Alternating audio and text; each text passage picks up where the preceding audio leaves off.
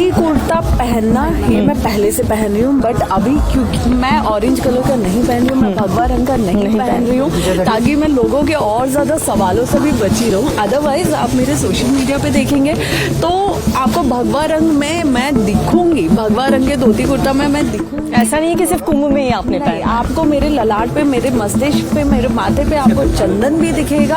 आपको मेरा ये रूप इससे ज्यादा मेरे सोशल मीडिया पे दिखेगा। तो ये अभी मुझे लगता है thanks to Mahakumbh, thanks to UP government, thanks to our tourism minister, जिनकी वजह से मैं इतना वायरल हो गई। हमारे साथ हैं अभी इंटरनेट पर सबसे बड़ी सेंसेशन, मतलब अगर बात करें, अगर आप कुछ भी स्क्रॉल करेंगे तो आपको जो नजर आएंगी वो हमारे साथ हैं हर्षा आचार्य जी। बहुत बहुत स्वागत है आपका टाइम्स नाउ भारत पर। बहुत बहुत धन्यवाद कि आप लोग यहाँ पे आए और अपना टाइम दे रहे हैं। मैं और दीपिका यहाँ पर आए हैं खासतौर पर आपसे बात करने के लिए, और धीरे धीरे वॉक भी करेंगे, क्योंकि आपकी जिंदगी बिल्कुल एक, मुझे लगता है एक तरफ से, एक छोर से दूसरी तरफ चली गई है, और इसलिए जो लोग हैं वो सबसे ज्यादा यही जानना चाहते हैं कि अभी जिस रूप में आपको वो देख रहे हैं उससे पहले, उसके पहले किस तरह की लाइफ थी।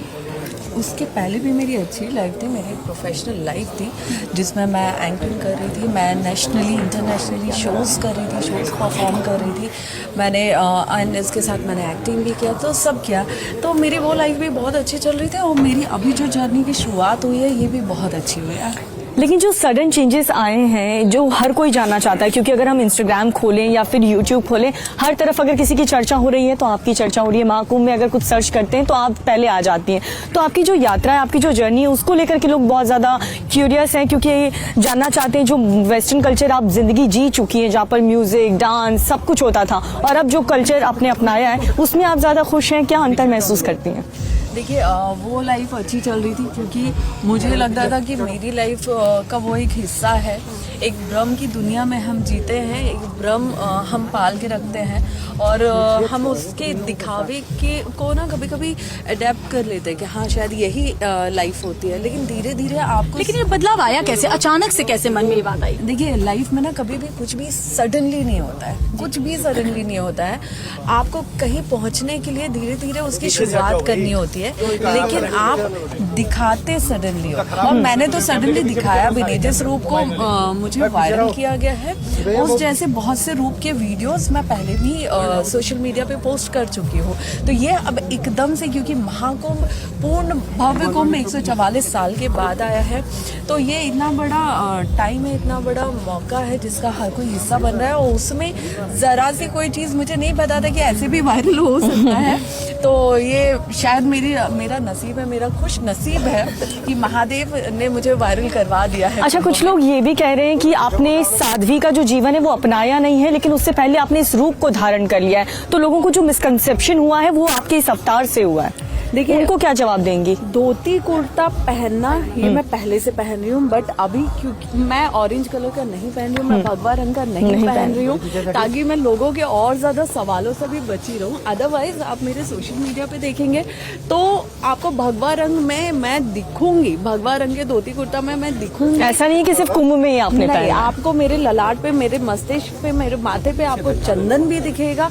आपको मेरा ये रूप इससे ज्यादा मेरे सोशल मीडिया पे दिखेगा। तो ये अभी मुझे लगता है thanks to Mahakumbh, thanks to UP government, thanks to our tourism minister, जिनकी वजह से मैं इतना वायरल हो गई। आपने यूपी गवर्नमेंट की बात की, तो बहुत सारी बातें चर्चा में रहती हैं। सबसे पहले तो ये बताइए, अगर मैं आपसे कुछ पॉलिटिकली बात करना चाहूँ, अखिलेश या फिर योगी आदित्यनाथ?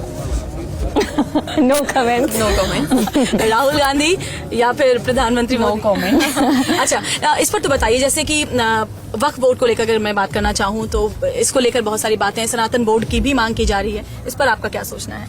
देखिए, सनातन बोर्ड की जो मांग की जा रही है, मैं उससे पूरी तरह सहमत हूँ, क्योंकि कहीं ना कहीं सनातन बोर्ड के, सनातन संगठन की गठन करने की एक बहुत ज़्यादा ज़रूरत है, ताकि हमारे पास भी एक ऐसा सनातन बोर्ड हो, गठन हो, जिसमें सनातन धर्म से जुड़े हुए, संस्कृति से जुड़े हुए, हमारे मंदिरों से जुड़े हुए हर तरह के फैसले लिए जाएं, और वो फैसले लेने के लिए हमारे बड़े बड़े महंत हो, साधु संत हो, जो ये समझते हैं कि क्या सही है हमारे धर्म के लिए और क्या गलत है, तो ये बहुत जरूरी है। और जो युवा पीढ़ी है उनको आप क्या मैसेज देंगी, क्योंकि हर कोई इस रास्ते को अपना नहीं पाता और ये भी कहते हैं कि आपकी जिंदगी में कुछ ऐसे उतार चढ़ाव आते हैं कि आप आस्था के रास्ते पर निकल पड़ते हैं। आपके साथ ऐसा कुछ हुआ या बस आपने पहले से सोच रखा था? देखिए मेरे ऊपर ना अभी ऐसे बहुत से सवाल किए जा रहे हैं, मेरे पास बहुत सारे मैसेजेस आ रहे हैं कि आपका कहीं ना कहीं तो दिल टूटा होगा, किसी ने आपको छोड़ा होगा, दिल टूटा होगा, किसी ने बेवफाई की होगी। हाँ, ऐसे बहुत से सवाल मेरे पास आ रहे हैं कि क्या आपके साथ ऐसा कुछ हुआ है जिसकी वजह से आप ऐसा इस तरह तो आज आप क्लियर कर दीजिए टाइम्स नाउ अब भारत के माध्यम से।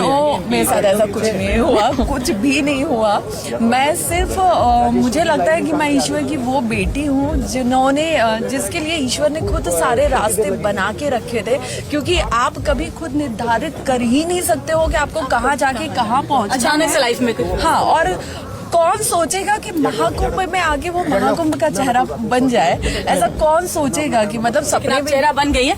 एक और सवाल जो लोग जानना चाहते हैं, क्योंकि अब आप अध्यात्म की राह पर हैं, तो लोग ये भी जानना चाहते हैं, क्योंकि आपने देखा संभल में जैसे खुदाई में जो प्राचीन मंदिरों के अवशेष मिले, बहुत जगह ऐसी है जहाँ मंदिरों को तोड़कर मस्जिद बनाए गए।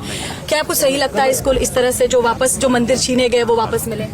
बिल्कुल। देखिए जो भी हमारी चीजें हैं, धर्म की चीजें हैं, अगर वो हम वापस ले रहे हैं तो मुझे लगता है कि, और यही नहीं, अगर हमारे पास किसी और धर्म की कोई चीज है जो हमारे द्वारा छीनी गई हो, लकीली हमने ऐसा कभी कुछ किया नहीं है, तो हम भी वो वापस करेंगे, लेकिन ऐसा कुछ हुआ नहीं है। लेकिन जो हमारी चीज है, हमारे लाखों मंदिर छीने गए हैं, तोड़े गए हैं, तो आज जब हम उन्हें वापस ले रहे हैं तो मुझे नहीं लगता कि उसके लिए किसी को भी बुरा मानना चाहिए। अगर बात हम भाईचारे की करते हैं तो मुझे लगता है कि खुशी खुशी से वो चीजें देनी चाहिए, जिसकी जो चीज है उसे खुशी से देनी चाहिए। अच्छा, आप अपनी लाइफ में अर्षा जी काफी खुश थी और ऐसा कुछ था नहीं कि आप सडनली इस रास्ते पे आए, पर इसमें भी काफी एंजॉय कर रही हैं, हम देख पा रहे हैं। और आपने कभी भी ऐसा सोचा कि ये लाइफ में ऐसा पॉइंट भी आएगा कि आप मोह माया सब कुछ त्याग देंगी? ये चीज़ मैं पिछले काफ़ी सालों से सोच रही थी। आफ्टर कोविड आई थिंक मैंने ये बार मैं डिसाइड कर रही थी कि मेरे को ऐसा करना है।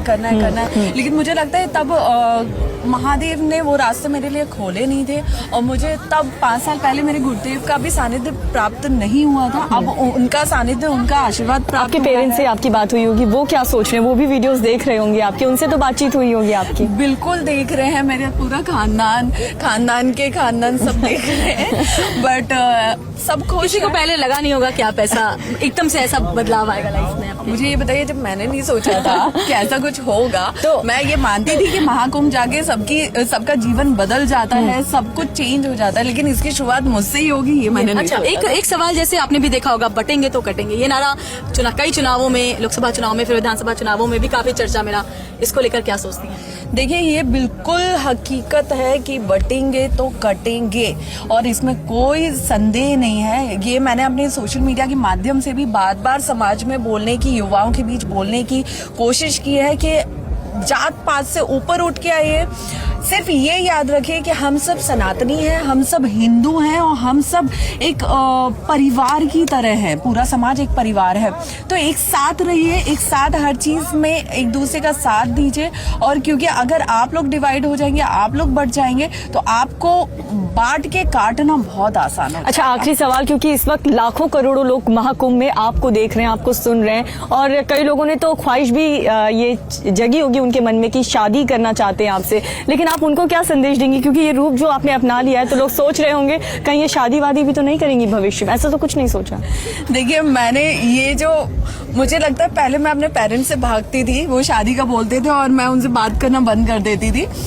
अब मेरे पेरेंट्स की तरह, मेरे रिश्तेदार की तरह ये समाज मेरे सामने आ गया है, और मेरी शादी की चिंता। शादी तो करने का प्लान है आपका, पूरा भी है? बिल्कुल, जैसा कि मैंने बताया, मैं साध्वी नहीं हूँ, मैं साध्वी के पद पे नहीं हूँ, मेरा कोई संस्कार नहीं हुआ है, और मैं साध्वी बनूंगी या नहीं बनूंगी ये भी मैंने डिसाइड नहीं किया है। तो मुझे लगता है मैं ग्रस्त जीवन जी सकती हूँ। अब एक और बस लास्ट ये, क्योंकि आपने देखा आपके बहुत सारे इंस्टाग्राम पे डांस और वीडियो गाने के वायरल है, तो अब क्योंकि अब आप आध्यात्म की राह में हैं, तो कोई वैसा कुछ भजन? अब अभी फिलहाल नहीं, मुझे कुछ भी लगता है मंत्र, कुछ भी श्लोक। नहीं।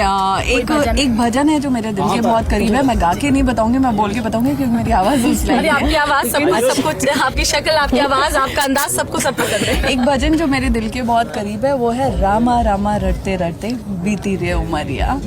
तो ये मुझे बहुत ज्यादा पसंद है और ये जब मैं सुनती भी हूँ, गाती भी हूँ तो नहीं तो मैं लिटरली कभी कभी इमोशनल हो जाती हूँ, लेकिन हाँ मैं इसके बहुत क्लोज हूँ।